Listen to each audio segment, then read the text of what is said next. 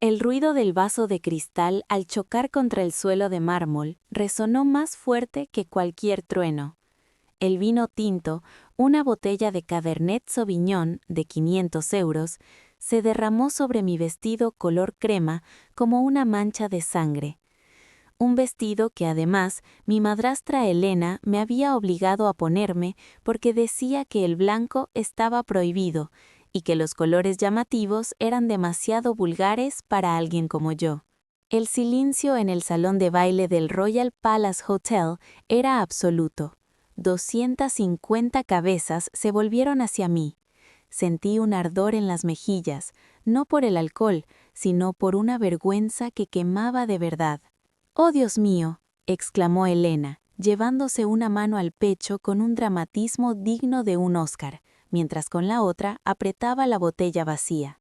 «Sofía, qué torpe eres. Te dije que no bebieras tanto». «Mírate», continuó. «Has arruinado la alfombra persa y has hecho un escándalo en la boda de tu hermana». Miré alrededor. Mi padre, sentado en la mesa principal, se cubría el rostro con las manos, avergonzado. Mi hermanastra Carla, la novia, se reía en secreto detrás de su ramo de orquídeas. Los invitados murmuraban, mirándome con lástima y desprecio. No había tomado ni una gota. Elena me había chocado accidentalmente al pasar, derramándome toda la botella. «Lo siento», balbucié, sintiendo que las lágrimas me picaban los ojos. «Lo siento, querida, pero eso no limpia la alfombra», dijo Elena acercándose al micrófono del escenario. «Señoras y señores, me disculpo por mi hijastra, ya saben cómo es, la oveja negra, siempre buscando atención porque no soporta que hoy sea el día especial de mi hermosa Carla. Quizás deberías ir a la cocina con el personal, Sofía, allí te encontrarías mejor con esa mancha», añadió, provocando risas. Una risa cruel, elitista, una risa que me hacía sentir pequeña, insignificante, como basura en su mundo dorado. Elena sonrió, con esa sonrisa depredadora que había visto tantas veces en casa cuando mi padre no miraba. Pensaba que había ganado, creía que saldría corriendo, llorando, como lo había hecho tantas veces en los últimos 10 años. Pero Elena no sabía algo. No sabía que esa mañana, antes de venir a la boda, había recibido una llamada desde Zúrich, una llamada que cambiaría para siempre las reglas del juego. Me sequé una lágrima de la mejilla, miré a Elena, miré a mi padre, el hombre que se había dejado pisotear, y sonreí. Era una sonrisa fría, la sonrisa de quien ya no tiene nada que perder, porque acaba de descubrir que lo tiene todo. ¿A la cocina?, pregunté, con la voz más firme, aunque no tuviera micrófono. Me dirigí hacia el escenario. Mis zapatos manchados de vino resonaban con autoridad. Subí los escalones. Me detuve frente a Elena, le arrebaté el micrófono de las manos y miré a la multitud. Creo que antes de ir a la cocina, Elena, hay un pequeño anuncio que debo hacer. Un regalo de bodas que olvidé dar. Lo que pasó en los siguientes 10 minutos no solo arruinó la boda, destruyó el imperio de mentiras sobre el que Elena había construido su vida. Y ustedes van a descubrir cada jugoso detalle. Pero antes de sumergirnos en esta noche de caos y justicia, necesito pedirles un enorme favor. Si alguna vez se han sentido inferiores, si han tenido que lidiar con personas tóxicas que intentaron opacar su luz, denle un buen me gusta a este video. Suscríbanse al canal y activen la campana de notificaciones, porque la venganza que voy a servir es un plato que se disfruta mejor frío. Y créanme, el final los dejará temblando de satisfacción. Para entender por qué aquel momento en el escenario fue tan explosivo, debo llevarlos atrás. Deben conocer quiénes son los Montemayor y cómo mi vida se convirtió en un infierno. Mi madre murió cuando yo tenía 12 años. Era la luz de mi vida, una mujer dulce pero increíblemente inteligente, de una antigua familia de industriales. Mi padre, Roberto, era guapo y carismático, pero débil. Siempre había sido un hombre que se dejaba llevar por la corriente. 2 años después de la muerte de mi madre, apareció Elena. Era la secretaria de mi padre, joven, ambiciosa y con una hija de mi edad, Carla. Al principio fingía ser amigable, me traía regalos, me peinaba, pero tan pronto como le puso el anillo de matrimonio a mi padre, la máscara cayó. Poco a poco me fue desplazando. Esta habitación es demasiado grande para una sola chica, Sofía. Carla la necesita más para sus clases de violín, me dijeron. Me trasladaron a la pequeña habitación de invitados. Esos vestidos son muy caros, Sofía. Tu padre está pasando por un momento difícil económicamente. Debemos ahorrar, me dijeron. De repente, mi ropa parecía sacada de un mercadillo, mientras que Carla vestía Zara y luego Gucci. Mi padre no decía ni una palabra. Escucha a Elena, ella sabe cómo manejar la casa, decía, escondiéndose detrás del periódico. Se convirtió en un fantasma dentro de su propia vida, cediéndole todo el control. Cuando cumplí 18 años, la situación empeoró. Elena me convenció de que no había dinero para la universidad.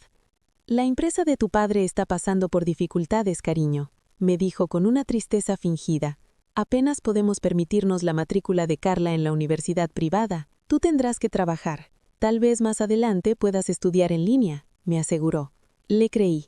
Amaba a mi padre y no quería ser una carga, así que empecé a trabajar. Fui camarera, recepcionista, cuidadora de perros. La mitad de mi salario se lo daba a Elena para ayudar con los gastos de la casa. Mientras tanto, Carla viajaba a París, conduciendo un coche nuevo y riéndose de mis uniformes de trabajo. Pobre Sophie, decía, nació para servir. Y así llegamos al presente. La boda de Carla. Estaba a punto de casarse con el hijo de un senador. Elena estaba en su elemento. Había gastado una fortuna en la fiesta. Se decía que la boda había costado $500,000. Pregunté, ¿de dónde sale el dinero si papá está enfermo? Elena respondió, hemos hecho sacrificios, Sofía. Vendimos algunas propiedades de la familia. Todo por la felicidad de tu hermana. Me asignaron el papel de asistente de la novia. No dama de honor, asistente.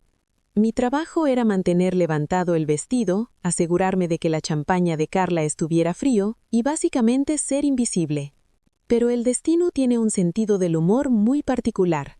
Esa mañana, mientras todos estaban en la peluquería, sonó el teléfono fijo de la oficina de mi padre. No había nadie en casa, contesté. ¿Residencia Montemayor? Preguntó una voz con acento alemán. Sí, estoy buscando a la señorita Sofía Montemayor. Es urgente.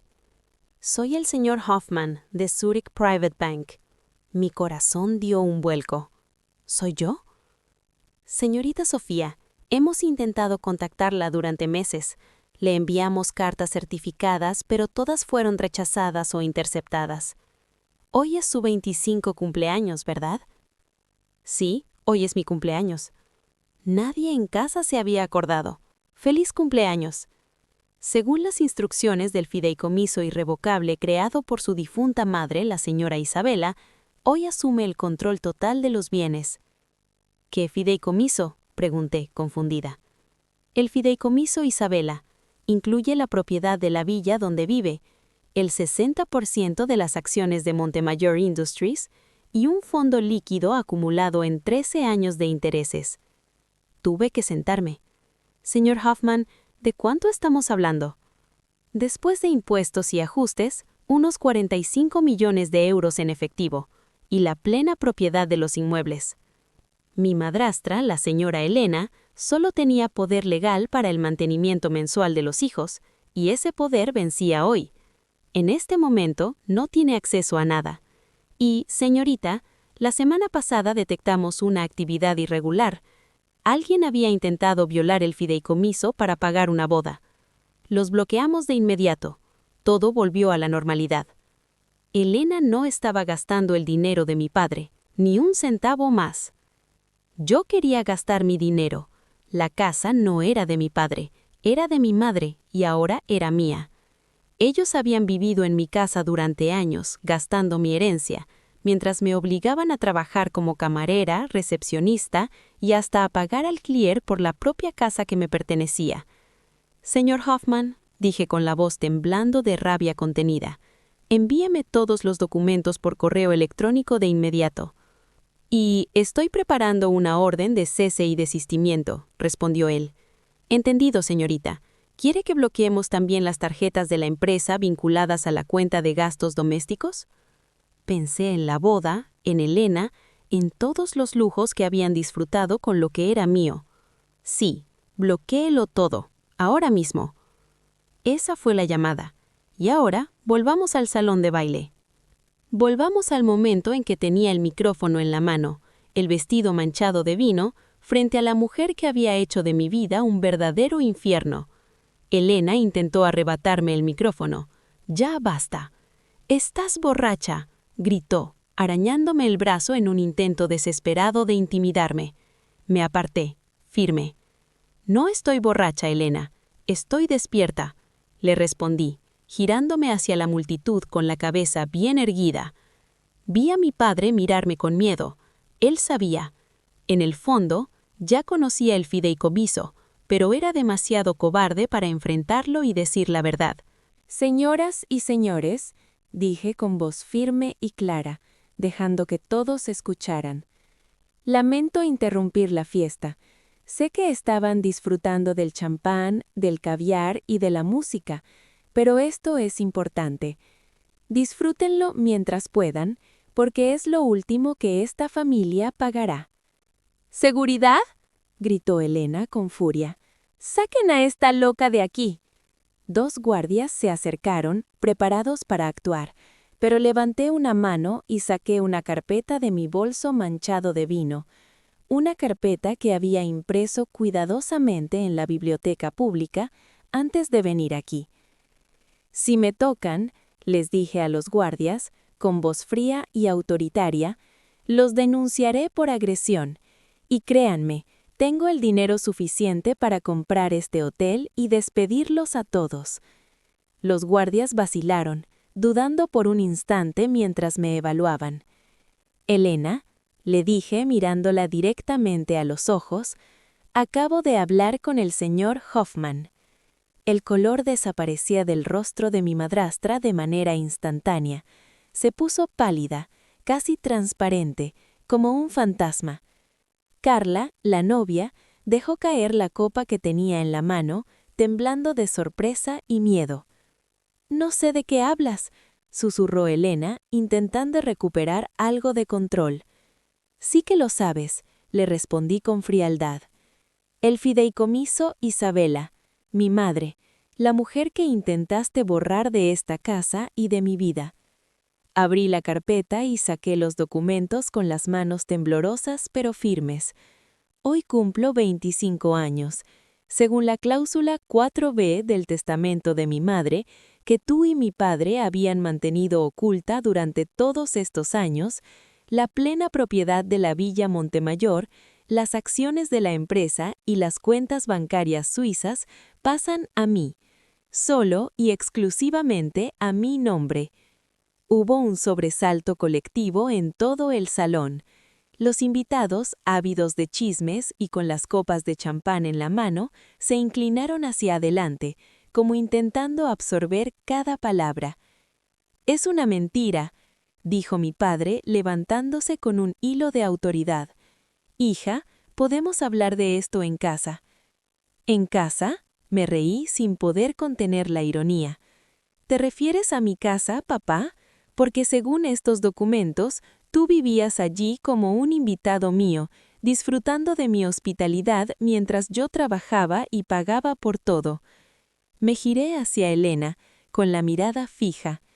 «Durante años me hiciste sentir como una carga. Me hiciste pagar alquiler para vivir en la casa que era mía por derecho. Me obligaste a trabajar sin descanso para poder vivir con cierta comodidad, mientras veías cómo tu propia hija disfrutaba de lujos que me fueron negados. Me dijiste que no había dinero para la universidad, mientras comprabas coches de lujo y regalos caros para tu hija, usando los dividendos de mi herencia. Lo hicimos por la familia», sollozó Elena, intentando cambiar de táctica y hacerse la víctima. «Soy tu madre». «No eres mi madre, eres una ladrona», le respondí, levantando el último documento, dejando que todos lo vieran. Hace apenas una hora di la orden al banco. Todas las tarjetas de crédito asociadas a ella fueron canceladas. Todas las cuentas fueron congeladas. No hay vuelta atrás. En ese preciso instante, como si el universo mismo estuviera señalando mi momento de justicia, el director del hotel entró corriendo a la sala, con el rostro lleno de angustia. Se acercó a la mesa principal y susurró algo a Elena, pero estaba demasiado cerca del micrófono. Todos lo escucharon. Señora, la tarjeta para el pago final del banquete ha sido rechazada. Intentamos con las otras 3 y todas dieron error. Necesitamos un pago de 150.000 euros de inmediato, o tendremos que interrumpir la ceremonia, dijo con voz temblorosa. El salón estalló en murmullos y gritos de incredulidad. El novio, el hijo del senador, miró a Carla con horror, incapaz de comprender lo que estaba pasando. ¿Qué significa esto?, preguntó el novio, confuso. ¿No tenían dinero? Claro que tenemos, gritó Carla, intentando salvar la situación. Papá, haz algo, susurré, mirando a mi padre con tristeza y reproche. Él se desplomó en la silla, derrotado. Era un hombre vencido por su propia cobardía. No tengo acceso, murmuró. Todo estaba ligado al fideicomiso de Sofía. Hablé de nuevo, más firme que nunca. Exacto, este matrimonio, este vestido, estas flores, todo ha sido pagado con mi dinero, sin mi permiso. Miré a Elena, que temblaba, mezclando rabia y miedo en su rostro pálido. Elena, dije con voz fría y contundente, tienes 24 horas para salir de mi casa. Quiero que recojas todas tus cosas y desaparezcas de aquí. Y cuando digo tus cosas, me refiero a todo lo que compraste con tu propio dinero. Esas cosas que sospecho apenas cabrían en una caja de zapatos. Todo lo que adquiriste usando el dinero del fideicomiso. Eso se queda aquí. Es mío. No puedes hacerme esto, gritó Elena, lanzándose hacia mí con furia y desesperación. Esta vez las guardias intervinieron, pero no fue para llevarme a mí. Detuvieron a Elena antes de que pudiera acercarse siquiera un paso más. Sáquenla, dije con una frialdad que dejó a todos en silencio, y a todos los demás también. La fiesta ha terminado. A menos que alguien quiera pagar la cuenta de inmediato. Nadie se movió. El senador, padre del novio, se levantó, visiblemente indignado. Esto es un fraude. Carla, el compromiso queda cancelado. Mi familia no tiene nada que ver con estafadores ni con mentiras. Vamos, hijo, dijo el senador, intentando calmar la situación. No, gritó Carla, corriéndole detrás, tropezando con la falda de su vestido y casi cayéndose. Espera, no es mi culpa, dijo el joven, liberándose de su agarre y saliendo de la sala sin mirar atrás. Elena fue arrastrada hacia la salida por la seguridad, gritando insultos y maldiciéndome mientras la sacaban. «Te arrepentirás, Sofía, eres una víbora», gritó con rabia. «Maldita seas», murmuré, con la voz temblando de ira contenida. Mi padre estaba sentado, solo, en la mesa principal, con la mirada vidriosa y abatida, como si finalmente comprendiera todo lo que había pasado. «Sofía, hija mía, perdóname, me manipuló», susurró, y yo me acerqué a él, dejando que sus palabras me alcanzaran. Sentí tristeza, sí, un dolor profundo, pero también supe que ya era demasiado tarde para remediar todo aquello. Lo sé, papá, pero tú lo permitiste. Le dejaste humillarme durante 10 años. Sabías que el dinero era mío y aún así me obligaste a limpiar suelos y trabajar sin descanso para ganarme la vida. ¿Qué quieres hacer conmigo?, me preguntó con voz débil y temblorosa. Puedes quedarte en la casa de huéspedes del jardín, por ahora, respondí, hasta que encuentres un trabajo estable y un lugar donde vivir. Pero la casa principal, la que me pertenece por derecho, esa es mía. Y esta misma noche cambiaré las cerraduras.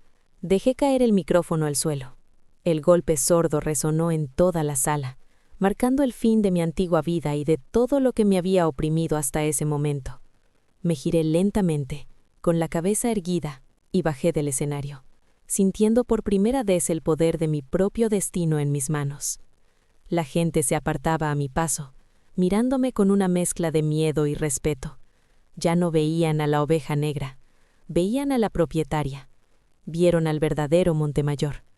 Salí del hotel, todavía con el vestido manchado de vino, pero con la cabeza más alta que nunca. El aire nocturno nunca me había parecido tan dulce. Al día siguiente cumplí mi promesa. Llegué a la villa con un cerrajero y un equipo de seguridad privada. Elena y Carla estaban allí, intentando frenéticamente meter joyas y cuadros en maletas. «Déjalo», ordené.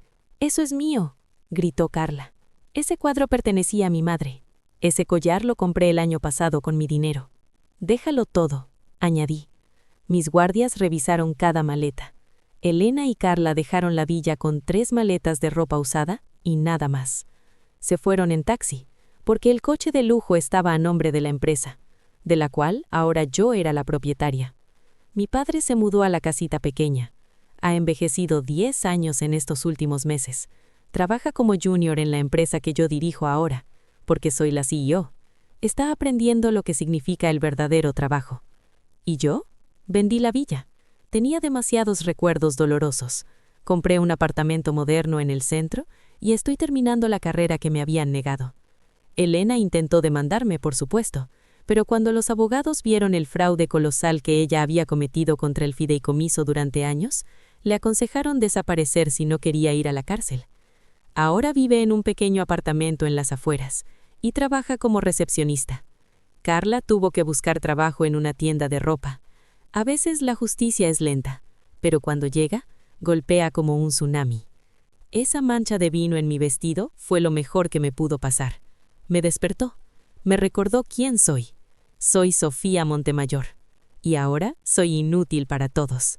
Gracias por escuchar mi historia. Si sentiste satisfacción al ver caer a Elena y Carla, escribe justicia en los comentarios. Y recuerda, nunca subestimes a la persona silenciosa en la habitación. Podrías estar frente al dueño del edificio. No olvides darle me gusta, suscribirte y compartir este video con alguien que necesite un recordatorio de su propio valor. Nos vemos en la próxima historia.